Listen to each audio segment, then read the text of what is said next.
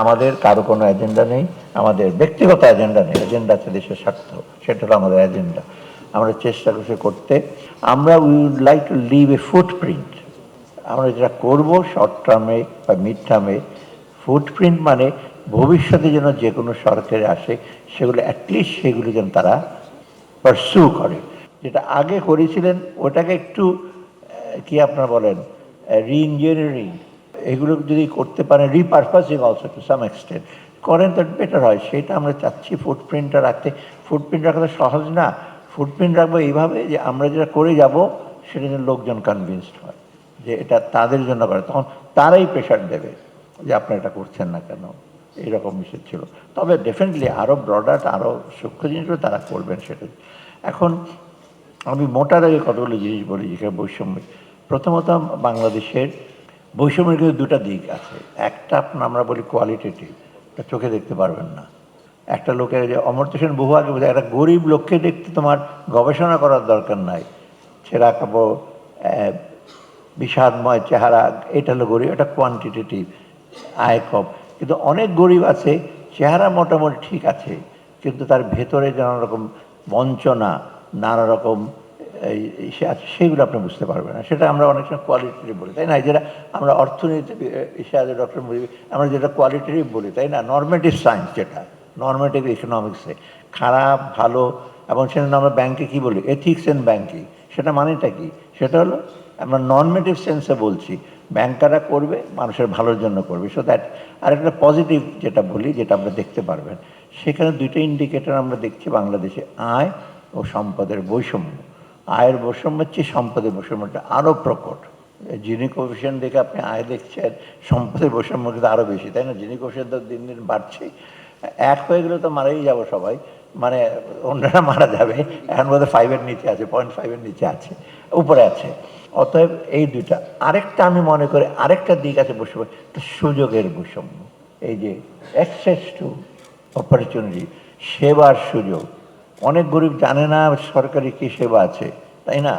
এবং অনেক সময় যারা একটু গ্রামে টাউট টাইপের লোক, তারা জানে কোথায় গিয়ে আছে, তার কাছে টাকা দিয়ে সেবাটা আনতে হয়। অতএব সুযোগে প্রথম হলো সুযোগের নলেজ নাই, আর সুযোগ অ্যাক্সেস, যেটা আমরা ইনক্লুসিভ বললাম, তাই না? ফাইন্যান্সিয়াল ইনক্লুশন, ব্যাংকে যেতে পারে না ব্যাংকার যেতে। আমি তো এক সময় ব্যাংকারদের একটা এক্সক্লুশন প্রিন্সিপাল, গরিব লোককে কোনোদিন মানা করবে না। তোমার গরিব লোককে বলবে এই 10 জায়গায় সই করো, 50টা কাগজ আনো, চেয়ারম্যানের ইসে আনো। আপনাকে না বলতে পারবে না, বলবো না না। অর্থাৎ এমনভাবে না বলবে যে গরিব লোক বলে দরকার। আমাকে অনেক লোক বলছে, স্যার আমি গেছি অনেক আগে, এখন আমি বলছি দরকারই নাই আমার লোনের, একটা জমি বিক্রি করে আমি করব।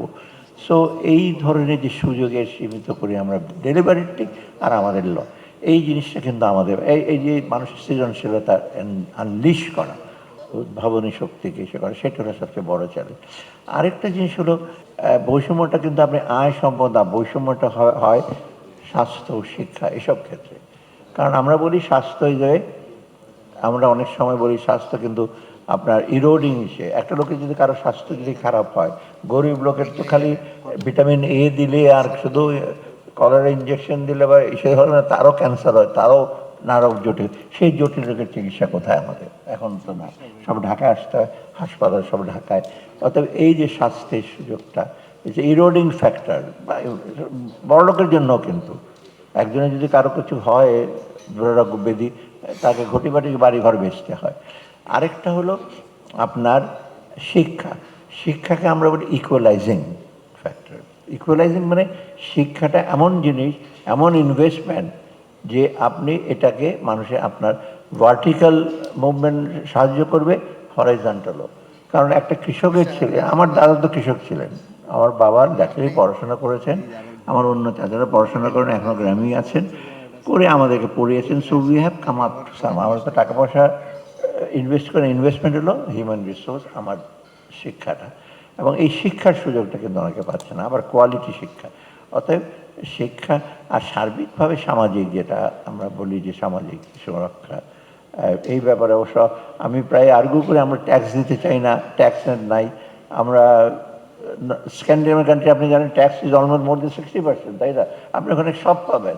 নরওয়ে, সুইডেন, ফিনল্যান্ড, এগুলো তো আপনি সব কিছু পাবেন, মানে এইসব অপেক্ষা করতে। আমি এক নরওয়েতে কয়েকবার সেইখানে গেছে, বুড়ো প্রফেসর আমাকে ধরো মাকে দেখতে যাই, মাকে দেখলাম হাসপাতালে, 5 স্টার হোটেল, 90 বছর।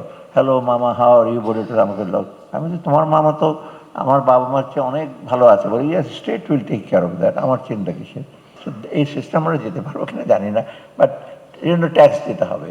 যাই হোক, এইগুলো যদি আমরা সার্বিকভাবে না করি, তবে কিন্তু ওই যে আমাদের উন্নয়ন বলছি, 30 বছরে আমাদের উন্নয়ন যথেষ্ট হয়েছে। আমি বলছি বাংলাদেশ ওই কিসিঞ্জারের bottomless basket of the richer nations কি, ওদের কি টেস্ট কেস ফর ডেভেলপমেন্ট, তাই না? এটা বলতো, we have prove there fine is wrong, তাই না? আমরা ইন্ডিকেটার্স, মিডল ইনকাম কান্ট্রিজ এবং ডেভেলপিং কান্ট্রি, আমরা উই হ্যাভ অ্যাচিভ অ্যান্ড সাকসেসের গভর্নমেন্টের আমি বলবো, they are create not for a particular government. অতএব এটা আমরা যেন রাখতে পারি, দ্রুত নিয়ে যেতে পারি।